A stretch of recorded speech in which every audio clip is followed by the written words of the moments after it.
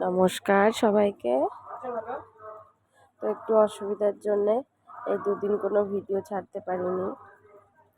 তো যে শাড়িটা তোমরা দেখছো এটা আমার একটা বোনের শাড়ি। তো ওকে একটু তাড়াতাড়ি দিতে হবে শাড়িগুলো। তো দুটো শাড়ি দিয়েছিল আমাকে, ফলস লাগাতেও হবে আবার ব্লাউজও তৈরি করতে হবে। তো আমি আপাতত একটা তোমাদেরকে দেখাচ্ছি। তো ব্লাউজটাও প্রিন্সেস কাট হবে, বাটি বসানো হবে, আর পেছনটা ভি গলার মতো হবে আর সামনেও ভি গলা, সিম্পল গ্লাস হাতার মধ্যে হবে। তো ব্লাউজটা কাটিং করছি, তো সেলাই করে অবশ্যই তোমাদের দেখাবো।